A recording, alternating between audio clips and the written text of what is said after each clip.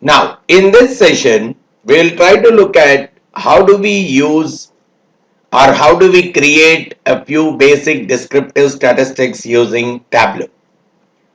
Now, any data that we have, right? One, it has to look beautiful, fine. And we have seen that Tableau can do that job to a good extent for us. But along with that, it has to be good enough for interpretation also. There should be a lot of accuracy associated with the data, and it should be in line with the business rules of the organization. So I really have to check how the data is before I interpret some kind of a pattern on it, which means I may have to perform some kind of calculations on the data, which can make the interpretation of the data look more and more easier. So if at all some kind of duplicate calculations are required, so I can very well get into those kind of stuff. If I am doing some kind of business calculations, so that we can very well use the data more and more consistently for our analysis purpose. So this is where I would like to see probably using some basic arithmetic operations or some basic descriptive statistics on the data can really help us interpret the data more and more better. So I can look at that as the first step towards data analysis. Just look at the data, perform some basic descriptive statistics on it. That can be treated as the first step towards data analysis. Now, that can be looked at. So I can import the data into Tableau. There could be a couple of ways of importing the data into Tableau. But whenever I import it, there is a data extract that is created behind the scenes, right? Now, on that data extract, we can very well compute our descriptive statistics. So they give, whenever we are computing the descriptive statistics, they are primarily giving the initial overview of the data. Right? They help us in interpreting the data more better. They provide the spread, how well my data is distributed, what is the level of variability of the data around the mean. I can compute some kind of standard deviation, etc. And to how much closeness is my data to the normal distribution curve. So, and at the same time I can identify if there are any specific outliers present in the data, which are more and more unusual and which help us to investigate the data more further, and if possible remove them, clean them before we come out with a much better picture of our data. Or at the same time it can help us in trying to understand the missing values. Right? Otherwise, if there are missing values in our data, there could be a misleading of our analysis. Data visualization could be misleading. So I have to really understand what are the missing values that are present in the data and try to address them in a much better manner. What are the various instances where there is a potential for missing data? And once I have those things in place, I can very well compute the descriptive statistics. To start with, I can look at computing the mean, median, and the mode. Three different measures of central tendency, that is what we talk about. They typically give me the shape of the data. So many a times we ask the question, what are my average sales? What are the total costs? So how well the whole data set can be summarized by one single number. So all these things are given by the measure of central tendency. Right? I want to find out the average of something. But when we really do the computation, it might very well be possible that that average could be skewed because of some kind of outliers.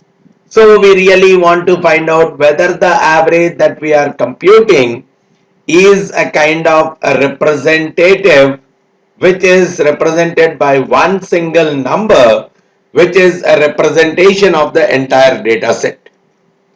So we can compute these things for various purposes. It can even talk about the symmetry present in the data. I don't want to bring out all kinds of statistical stuff here, but yes, some of the important things that come through the descriptive statistics I'm trying to put it across. The mean, median, mode. They even talk about the symmetry of the data in terms of the distribution. So there is an initial picture. Probably if I go even further, I can even bring out the probability of occurrence of some particular value from just by looking at the symmetricity and the distribution of the data. So overall, performing descriptive statistics is one important aspect as a part of data analysis, right? What I wanted to bring out is performing descriptive statistics is one essential aspect of data analysis. So now that we appreciate that we need to perform descriptive statistics on the data, we will try doing it on one of our data files. So I need to have a big data file. So let me use, for this particular purpose, I'll use this data file internet sales. Let me see what is there in it. Right, this is the data file that I wanted to use. Right, I'm using this internet sales data file. So there is something to do with the internet sales, the product code, order date, due date, shipping date, the customer code, the promotion mechanism, the currency code, right? The sales territory, sales order, order number. That is the unique identifier here, right? So here sales order, order line number, revision number, order quantity, blah blah blah, unit price, lot of stuff. And if you look at how many records are there, I think I have more than 60,000 records.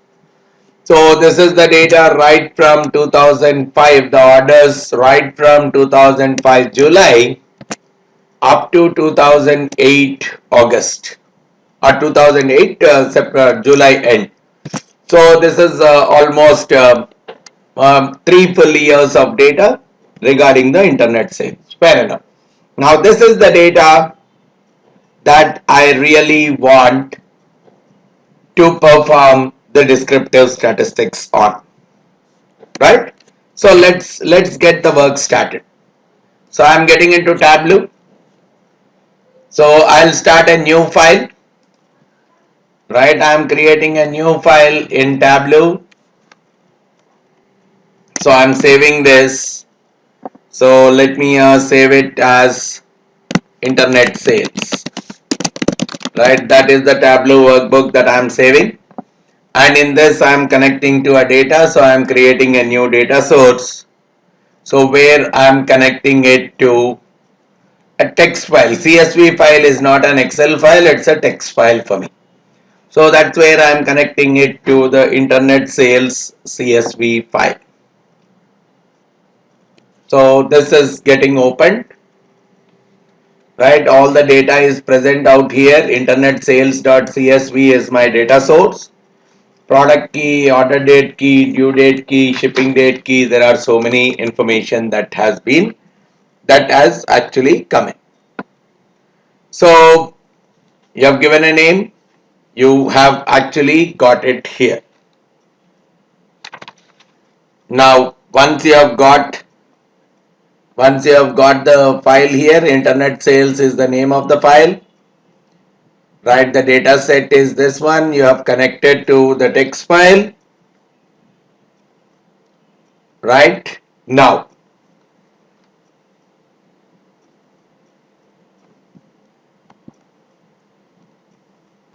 So now that this data is copied all the way, so in the sheet 1 you are seeing so many dimensions are there, and the measures. So whichever are numbers it is taking as measures, whichever are dates, and so it has used its own intelligence to assign the dimensions as well as the measures.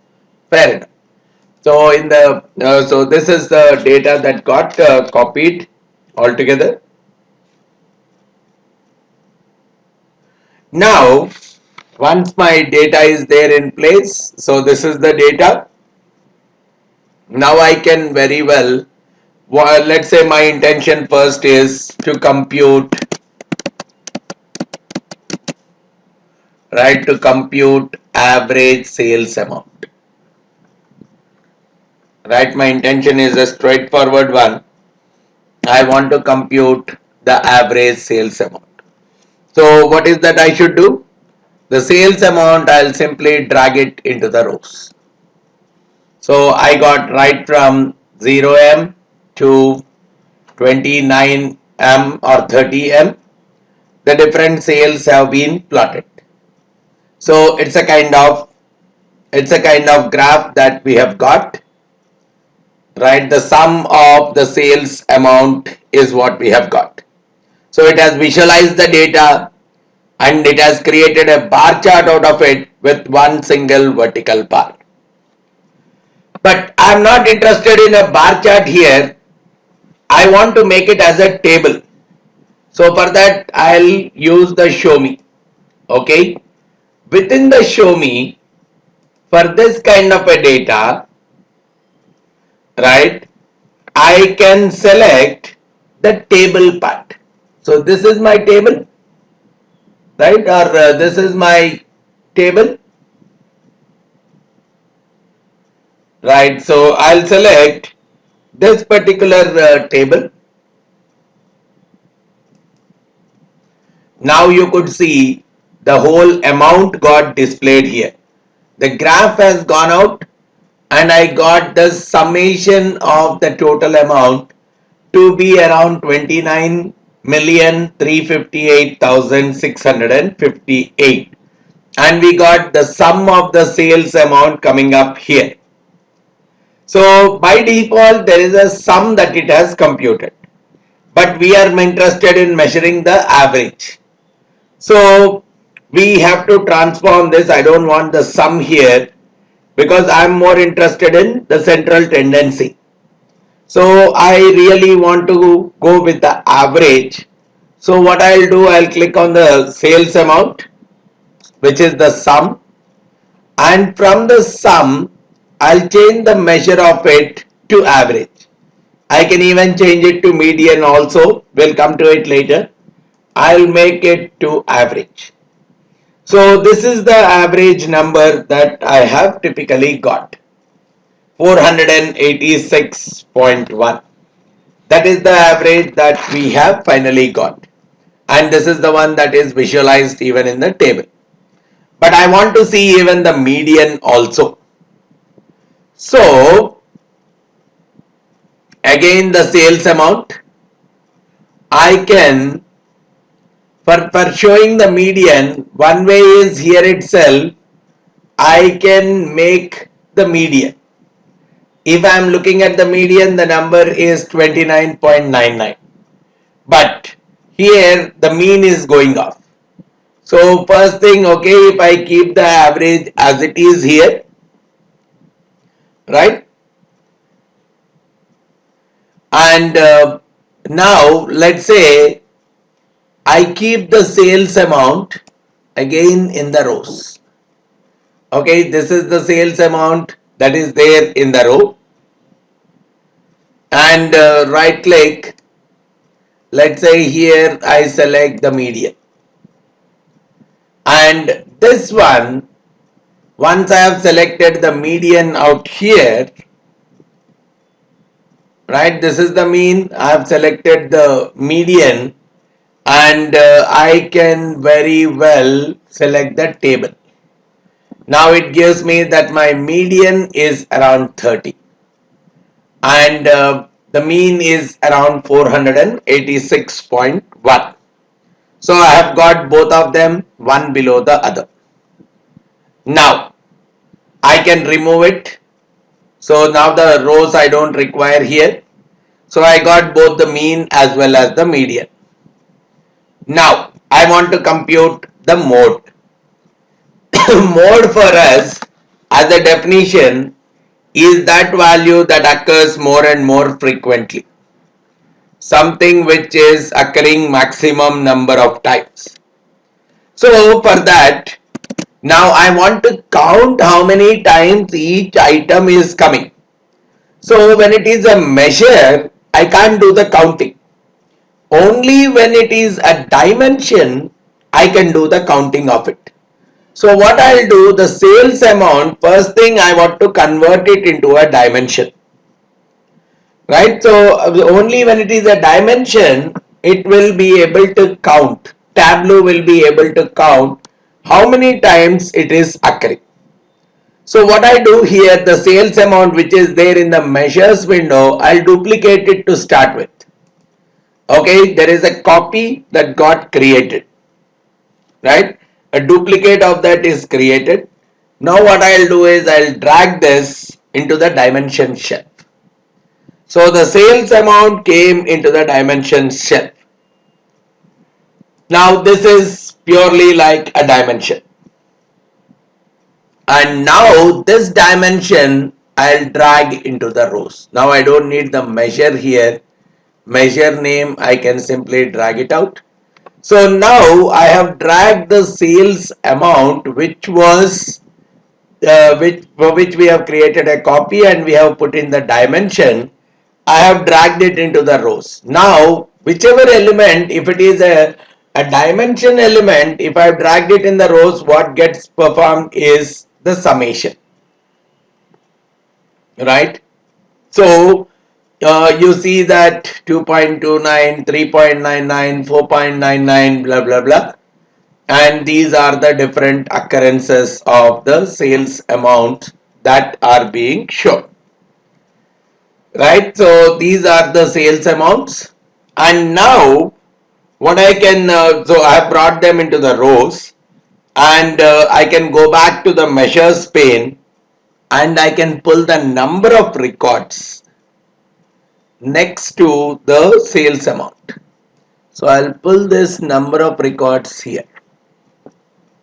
So what I could see here now is a graph came like this, or otherwise I can still maintain it in the form of a table. Right, now I could see the sales amount and the number of times each sales have occurred. Right, I really don't need the other stuff, whether it is in the form of a graph. So I don't need the median, so I can simply delete it. I don't need the average, I can still remove it. Now I'll get the sales and the number of records. Now you could see that the maximum number of records are occurring at 4.99. Right, the sales amount once I have dragged, it is giving me the number of records for each sale amount. So it is very difficult to work out the most commonly occurring sales amount just by looking at it. So only if it is a sorted data, it becomes more and more easier.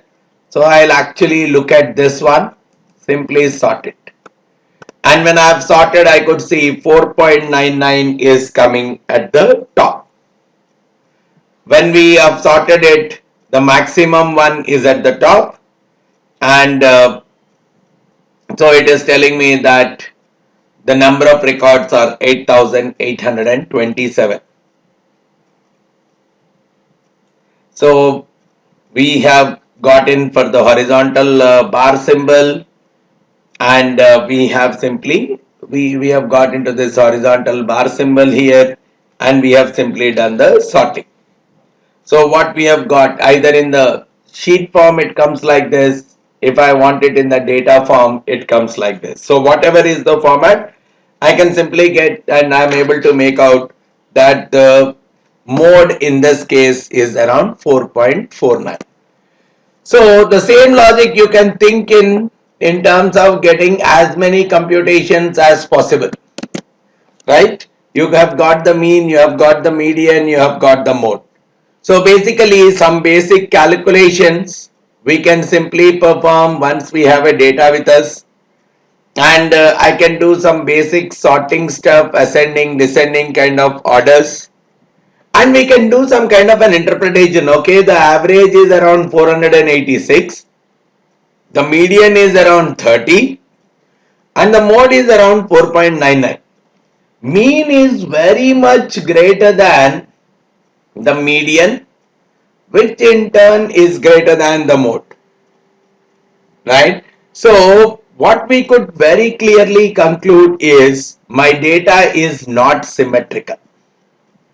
When the data is almost symmetrical, there is a good possibility all these are more or less closer. Even if I ignore the mode under the assumption that any number is possible, at least the mean and the median should be more or less closer, right? So this is an indication that the data is close to normal. If these two have been equal, it would have been an indication that my data is close to normal.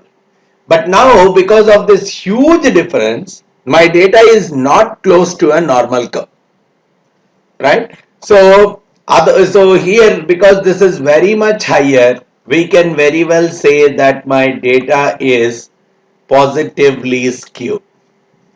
A direct interpretation that can come out, the data is positively skewed.